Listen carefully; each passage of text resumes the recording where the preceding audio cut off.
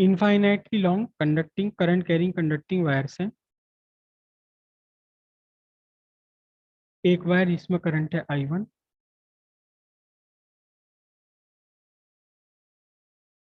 दूसरा वायर जिसमें करंट है I2, तीसरा वायर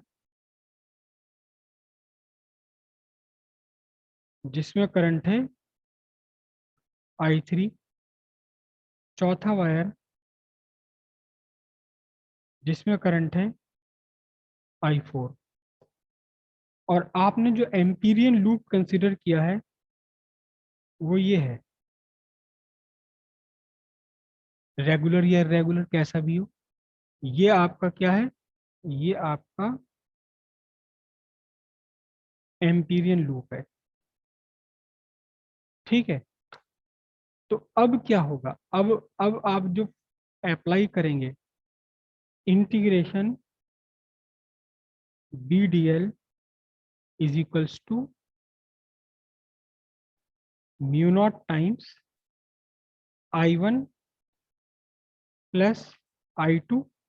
अगर आपने I1 I2 को प्लस लिया है तो इसमें इनके अपोजिट जो करंट चल रही है इस I3 को आपने निगेटिव लेना होगा, -I3। और I4 करंट आपकी इस लूप से बाहर है, I4 करंट इस लूप से बाहर है, तो आपने यहाँ एम्पियर सर्किटल लॉ में I4 आपने लेना ही नहीं है, केवल वो करंट लेनी है जो आपके एम्पीरियन लूप से पास हो रही है। अगर I3 को आप पॉजिटिव लोगे तो I1 I2 को निगेटिव लेना पड़ेगा, अगर I1 I2 को पॉजिटिव ले रहे हैं तो I3 आपको निगेटिव लेना पड़ेगा। केवल वो करंट ही आपने कंसिडर करनी है जो आपके एम्पीरियन लूप के अंदर अंदर आ रही है, एम्पीरियन लूप के अंदर आ रही है। एम्पीरियन लूप के बाहर कितने वायर हैं, उनमें क्या करंट है, उसका कोई मतलब नहीं है। जब हम फाइंड करेंगे क्या मैग्नेटिक फील्ड, एक्चुअली जब आप यहाँ इस पॉइंट पर मैग्नेटिक फील्ड फाइंड करोगे, magnetic field by Ampere circuital law, this magnetic field जो आप एम्पियर सर्किटल लॉ से फाइंड करेंगे, this magnetic field is due to current I1 I2 I3, it is not due to current I4।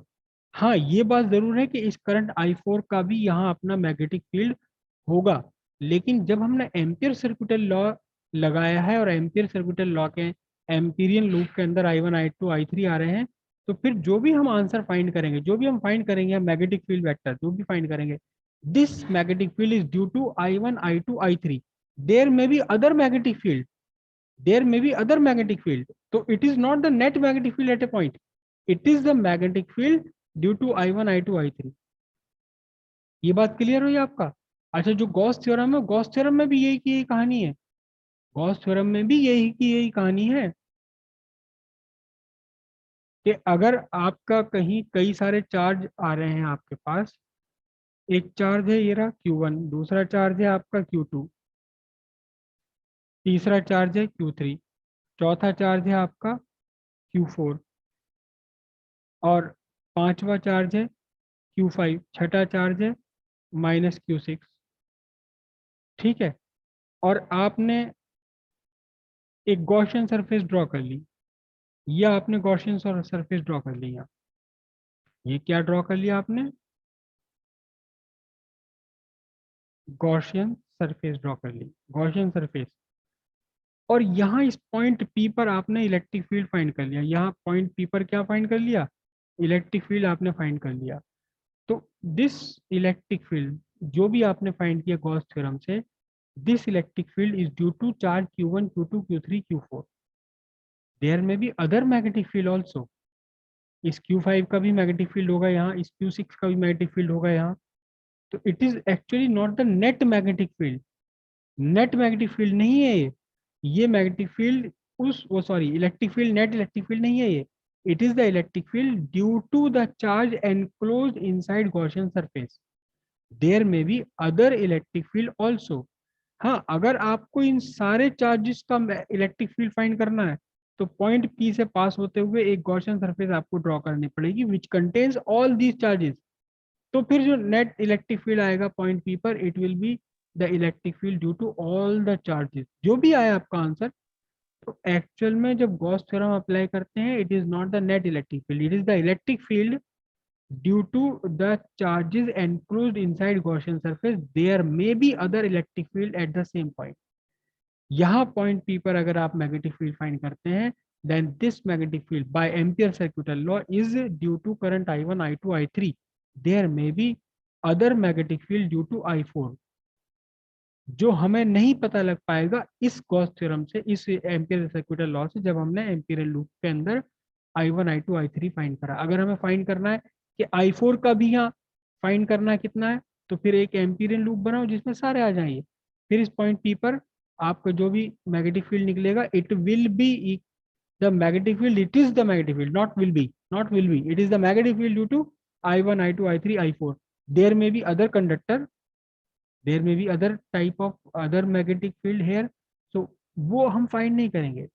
Ampere circular law apply करते हैं, it is the magnetic field due to the currents inside Amperian loop, current passing through Amperian loop, there may be other magnetic field also.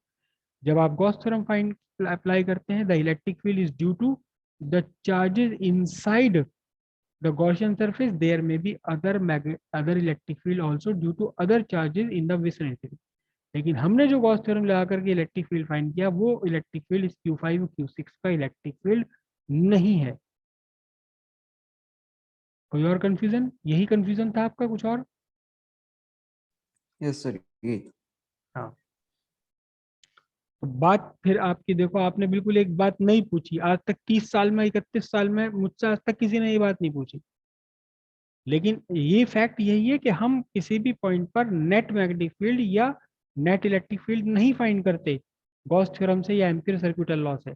हम find करते हैं magnetic field due to the currents threading through Amperian loop. हम find करते हैं electric field due to the charges enclosed inside Gaussian surface, there may be other electric field, there may be other magnetic field। अक्सर तो हमारे पास configuration ये होती है कि बाहर ये चार्जेस नहीं होते रखे हुए। क्लियर हो इतनी बात?